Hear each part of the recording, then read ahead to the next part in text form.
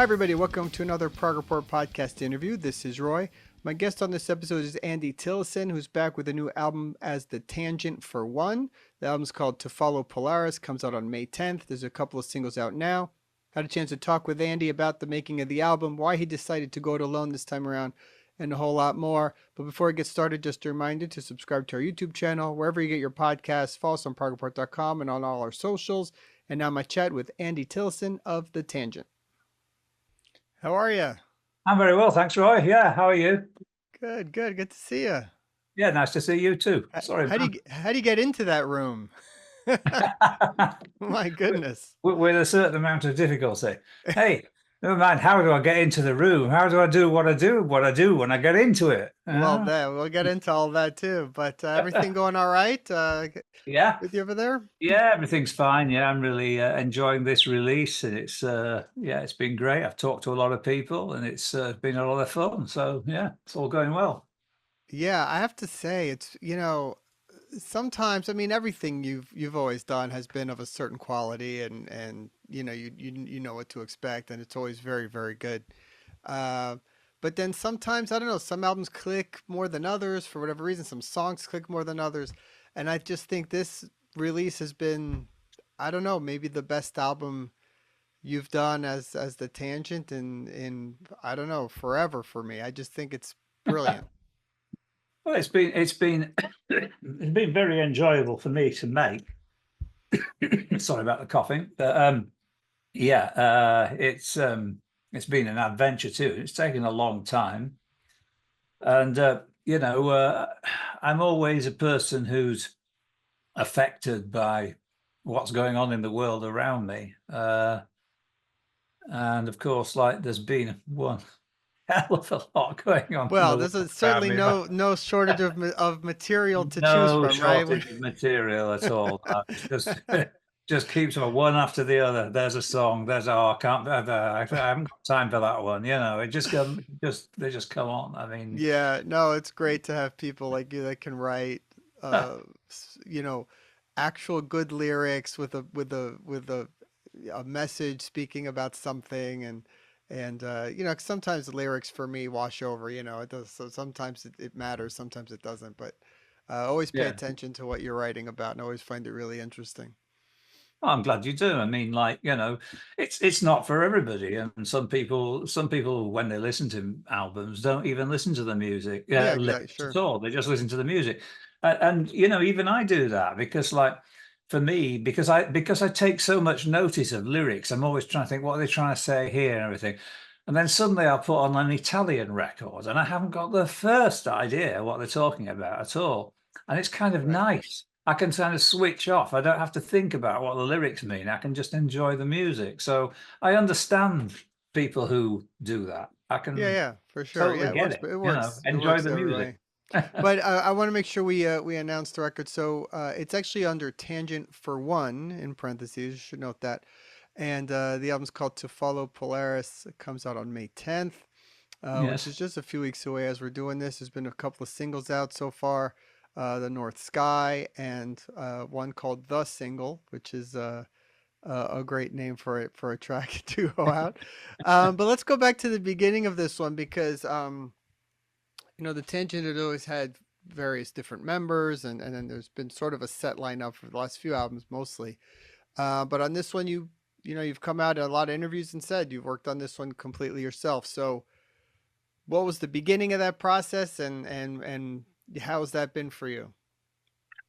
I mean, like, right at the beginning, I didn't realize this was going to be just an Andy album. I was starting off another Tangent record, but it didn't take me very long to realize that, we're not going to be able to get together to do that this time because, I mean, everybody's so busy and the rest of the band were out. And and whilst they're all out making the money with the bigger artists like Steve Hackett and Soft Machine and people like that, I kind of well, I'm gonna make some money too.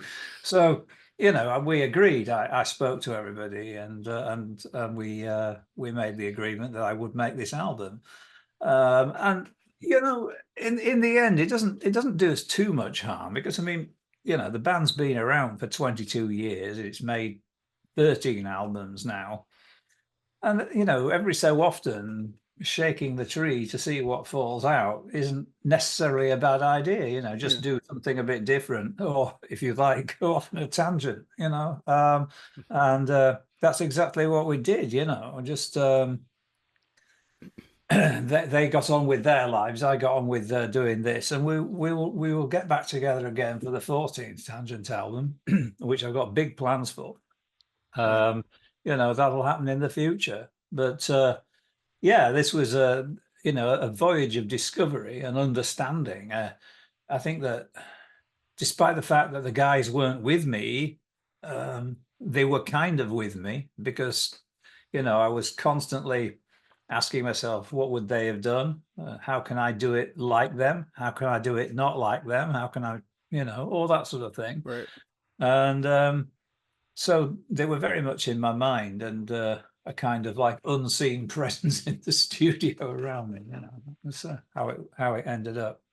Do Of you course, I had to feel learn how to play the instruments. Yeah, go on. well, I was going to say about well, that was going to lead me to my question about the instrument. So, uh, do were you already sort of a skilled drummer and you know I'm I'm various I'm, a, different instruments or I'm an okay drummer. I've been playing drums since I was in my 20s. It's a long time, 40 odd years being a drummer. But it's always been my second instrument, keyboards player mainly.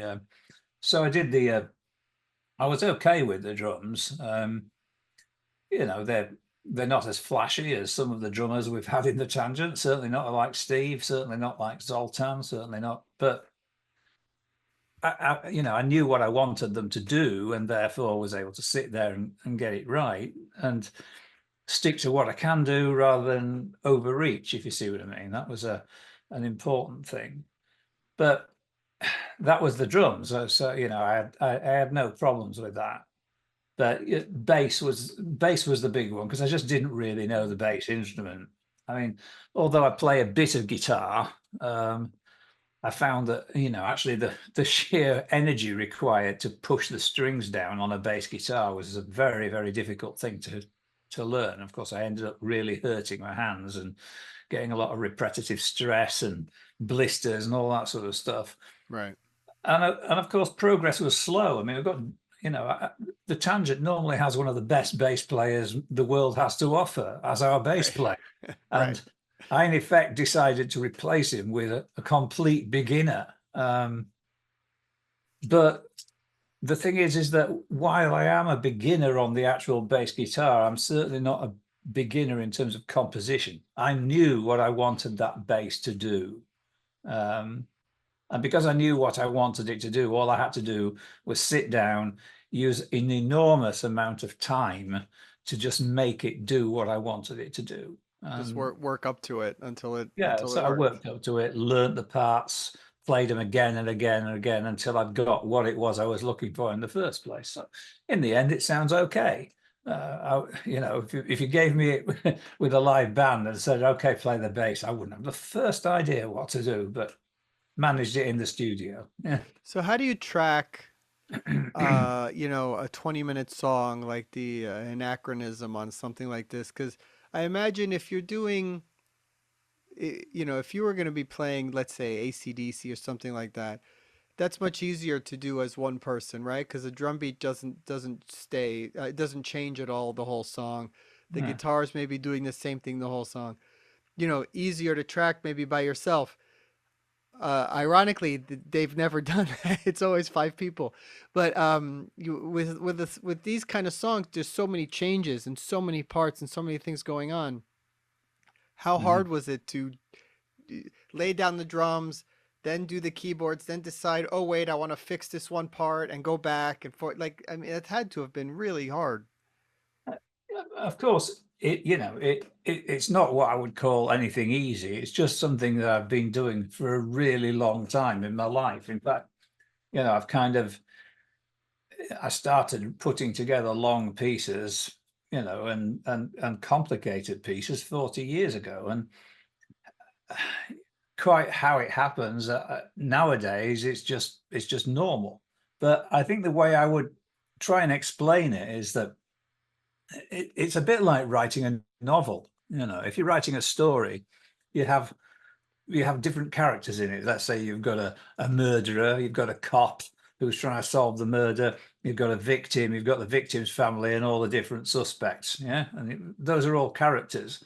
Well, in my piece, I've got a drummer, a bass player, a keyboards player, a singer, and a saxophonist. And I have to write a plot and work out how each one of those would react with the others. So, I need to know, the author needs to know what the murderer is going to think about the cop being, how those things are going to work out, and what and how will the victim's family react to what the cop says, and so Yeah. you've got to interpret what each of the characters is going to do based on what's already happened.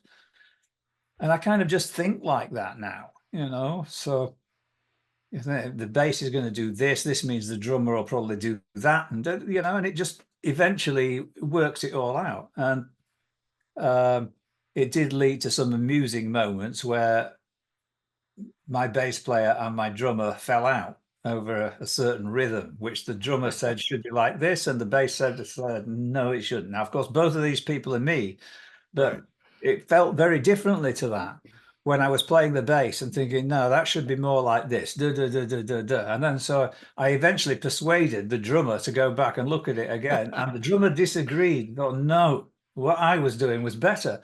And, that's how you work your way through these things. And you build an internal map. Luke puts it together. He explains it very well, that when you're building a long song or trying to get to know a long song, it's like moving into a new area where you've never lived before, and it all seems huge and strange and big, and you can't work out where anything is. But a couple of days later, you know where the nearest shop is. Then you know where the pub is. Then you know where a good restaurant and a takeaway is. And then eventually you know where the park is, and eventually you live there and you know it, you know? And that's a really good analogy. It is So really. yeah, so that's how it all happens. And it's also important to remember that I use a lot of structure in my pieces, which is why they don't just sound like long improvisations and sort of freakouts. I'm writing very much in the way that the guys at Tamla Motown used to record, very, very structured songs with little formulas that work, and I stack them one after another, and I know how it's going to get from there to there, and where it's going to get back to there, and how to get there. And that's how it's done, really. Yeah. From my point of view. Of course, other people do it a completely different way. Of course, we did touch on how lyrics are important to your music, and how Mhm. you base a lot of things on current events and things going on in the world and all that kind of stuff. Um, that being said, with songs like this, is the music first or the lyrics first? And how often did what's happening maybe change something that you were doing? I think that the chicken and the egg question, which came first, is it's always difficult to answer. But really, if I'm totally honest about it and not just being pretentious, it's not the music that comes first. It's not the lyrics that come first. It's just the overall idea. Yeah. I want to say something about this. Yeah. Hmm. And that's where the song will start. And uh so that in the end, even a massive long piece like the anachronism on this album, which is a huge thing, and one of the most complicated I've ever put together.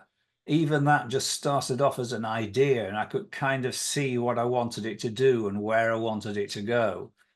And, I just thought about it quite a lot.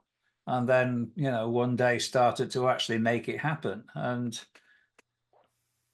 uh, I don't write lyrics down, not anymore. I did until about 2013.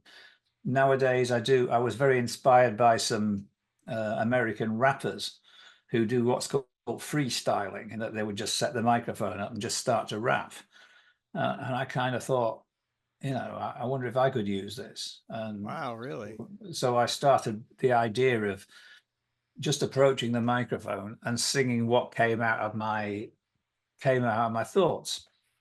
Which, I mean, it sounds weird to say that, but hey, that's what you and I have just been doing for the past 15 minutes. We've just been Right. Just talking and letting things just come out of our talking, yeah, mouths, and it coming makes up it. with stuff. And you know, I noticed as soon as I tried applying this idea, that the vocals sounded more natural, because like when you're when you're reading off a piece of paper, when you're speaking, you always sound different. You don't sound the same as yourself. You start to Right. read and your voice sounds different. And that was a big difference. Suddenly I wasn't reading these lyrics anymore. I was actually speaking them. Even though I was singing, I was still speaking. And I just think that made me sound better, and I need to sound better, because I've never been a great singer.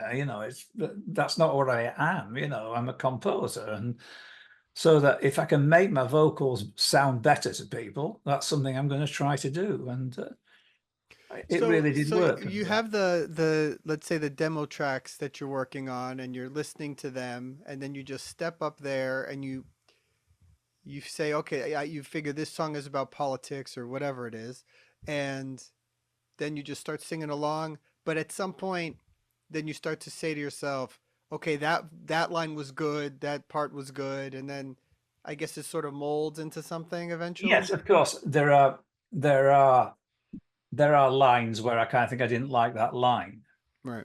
and I don't do whole songs and get them right first Yeah. time. That Not doesn't with this happen. music. That'd be No. impossible. Um, you know, I had this one line to start with. I follow the North Star when all around me seems to be going south. And that was in my head. And then, so I had that in my head, and I just sort of like started singing. And then, I sang a fair few other lines after them. And I just sort of thought, no, I'll try that again and try that again. And then suddenly, oh, that one sounds really nice. The way I phrased that, what I said there, the way it works, that works. So I was kind of, the way I describe it is, it's almost like by the time it reaches the point of setting the microphone up and starting to sing on the things, there's part of me kind of knows what they are already. Yeah. It's because the whole thing was conceived from an idea which I've just thought about a lot. So that's that's how it's happened. It just got there. Yeah. That's pretty cool. No, I haven't heard anybody doing it like that for things like this, but I could see it Well, I working. understand. I understand that. I think Royner actually might. Somebody mentioned that Royner's not been writing lyrics down so much these days. So Interesting. maybe he's discovered the same thing as me. Maybe he watched the same rapper. Yeah. So the album is full of great songs. I mean, the first single, "The North Sky," which came out, I don't know, maybe a month or so ago, Yeah. fantastic. But what was very interesting about it was it's a very long song actually, and the single is very, very short. It leaves out so much of the song. It was like uh, it's so many good musical parts. Was that weird for you to be able to cut it down to something so It short? was actually very, very interesting to do. Basically, yeah, the version that's on that opens the album is 11 minutes long, and the single version is 3 minutes long. So that means we've got rid of 8 minutes, A right? lot of stuff, yeah. But like, I think that it worked because of the fact that, because I'd stuck to those rules of songwriting, from the old days of Tamla Motown and the Beatles and sort of various other pop bands of the 1960s. I'd stuck to those rules and had actually written the kernel of a song that had expanded to go outwards and to develop and to move and change and shift and everything. But at the same time, you could remove all that and just come back to the actual the nutshell of what the song was all about, and it still works, and it's kind of fun. I mean, if Inside Out had been asking me to, no, we think this is too long, 11 minutes, we want it to be 3, I'd have been, what? You can't do that. But the point is that I've got both versions. I've got the 11-minute version that opens the album, and I've got the 3-minute version, and that's the single. Whoopee, no problem. Nobody loses here. Something for everybody. Yeah, Talk about the inspiration behind the track, the single, lyric wise. the single is actually quite an old song. Um, uh, I uh, I added this to the album quite late in the procedure, um, because I'd had some medical work done on my ears basically, and I was really enjoying being able to hear properly for the first time in a while. And I just thought, I'm going to record another song for the album in a good mood. So I did. Mm. And I chose this song, which is from my old band called PO90, Parallel or 90 Degrees. It Mm-hmm. was I was in. And we recorded it originally in 1997. And we put it on on an album called The Time Capsule. Huh. Um, and so it kind of seemed like fun, 27 years later, we opened the time capsule and what's in it? There's this song. Let's do this new song. So I did the song, completely re-recorded it. And, it's a song about, big media companies telling history. And it seems like we've handed over history to those guys, we read about the history of our world usually in books, but the future people are going to see the history of the world through the media companies. So, you know, um, you're definitely going to get a different picture of history if you watch Fox to if you watch MSNBC. Yeah. It's going to be a different story. History will be different, and of course it probably always has been, but. Uh, and so I wanted to bring that song, and because the older version of the song, it was more about the way music had been treated by the press. Now it's about how everybody's being treated by the press. So, right, left, religion, no religion, Right. earth flat, earth round, all that sort of stuff. That's the single. Yeah. Yeah. Yeah. True. When you're not working on an album, do you come down to that studio there and just jam away every day on something, or what's your daily sort of musical doings? I do spend a lot of time in here doing music. I also do all the artwork in here and everything like that. And I mean, like I'm really big into games like Fallout and The Last of Us and Tomb Raider. I mean, I really like these things. So, you know, I think sometimes my kids think I'm a bit too old for it, but I've been playing computer games for a very long time now, and I do Sure. like them. So I spent quite a bit of time in here, and I also like some really geeky computer games, like playing train simulators, for example, where where I'm operating trains between big cities and stuff, and sometimes I'm building landscapes in them, and all that sort of stuff. So Fascinating. yeah, I mean, just geeky stuff.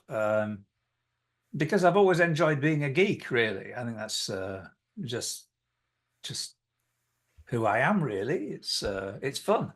What about other music? Do you spend any time listening to other bands or newer bands or trying to discover things or Yes, I do.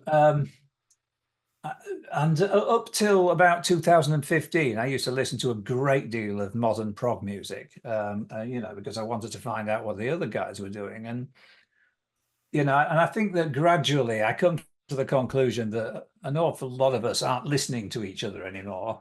We're all kind of like listening to older stuff and taking our inspiration from them. I see back in the day, kind of King Crimson were sort of like, "Where's the new Yes album? What have they done? We want to hear it. What have they done?" And yeah. how can we beat that? There must have been some. I don't think anybody listens to. I mean, I don't think any of the other bands listen to ours.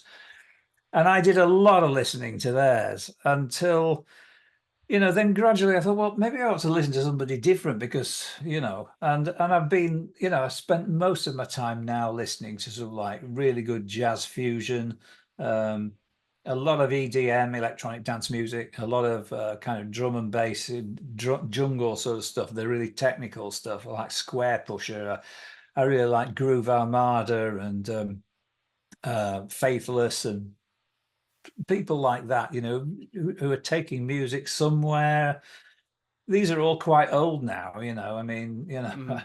I'm a typical granddad thinking that it's kind of cool to like Radiohead, but they're an old band as They're well. also old too. Yeah, that's the thing that I Uh, find now is that everybody that uh, even bands that are popular now, even artists that are the big stars of today, take Taylor Swift or people like that. They've all been around 20 years by now. Everybody's just, yeah. that's I how it mean, is. that's it's a very strange and different world, but in the end, I don't mind what time epoch a music came from. It doesn't bother me whether something's new or whether it's old. I Yeah. don't care if it's hip, it's not, if it's modern, if it's ancient, if it's unfashionable. It doesn't matter. If I like the music, that's the only thing that really should matter. And so, I mean, I like everything from hearing Oscar Peterson play, in the 1960s and 50s. I love listening to that. I like listening to Jacques Lussier, the piano. I like listening to the mad electronic jazz fusion of Return to Forever in the 1970s. And, and I still like Earth, Wind and Fire more than all of it. So, they're just about my favorite group, really. Really? I listen to Earth, Wind and Fire all the time. I've had three of their tracks on today, Huh. hardly a day passes without me hearing something from Earth, Wind and Fire. So, Wow, that's surprising. That's cool. but Great they're band. so good. They're so good, Yeah, and great band.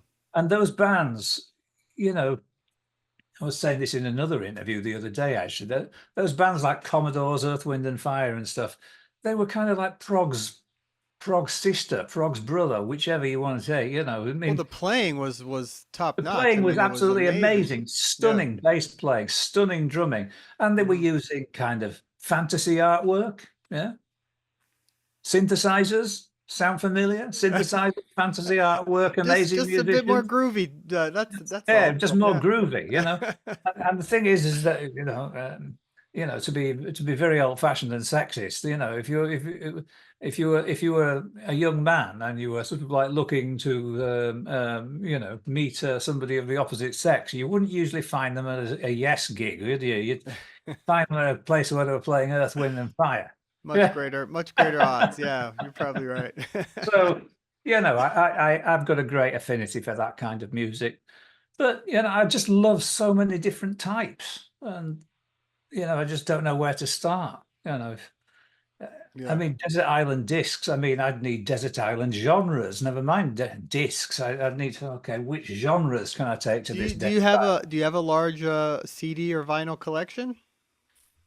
I have, but it's mainly in boxes. Um, I, they all got put in a box last time we moved house, which is 6 years ago now.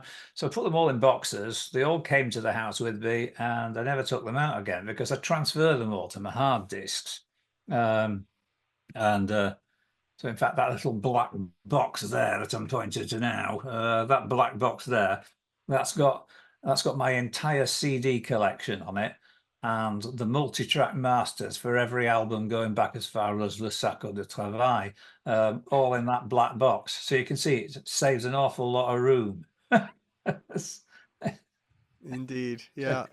um, So yeah, I mean, so obviously I still buy new CDs, and they just go on a shelf downstairs. But the big CD collection's just in boxes in the garage. I'm afraid. Yeah, yeah. That's what a But lot of people do. Yeah, I know. I can't get rid of mine yet, but I don't have that many. I have a decent amount, but not overwhelming.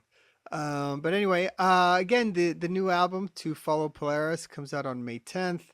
mhm. A couple singles out now. Fantastic stuff. Another winner from Andy and the Tangent for one this time around. Andy, always a pleasure talking to you. It's always fun. Always like seeing where your head's at and what's going on. And thank you for continuing to put out amazing records. We appreciate it. That's really cool, Roy, and thank you very much indeed for your help bringing it to people's attention. Absolutely. It's a part of the equation that must never go. You guys don't get half enough thanks for doing it, but thank you for bringing us to people's attention. And yeah, always good. So All right. We'll talk soon. It's been my pleasure to talk to you. Take All right. care. See ya. See ya. Hey, thanks for checking out the podcast. Don't forget to subscribe to our YouTube channel, wherever you get your podcasts. Follow us on all our socials and ProgReport.com. And we'll see you all again real soon. Thanks.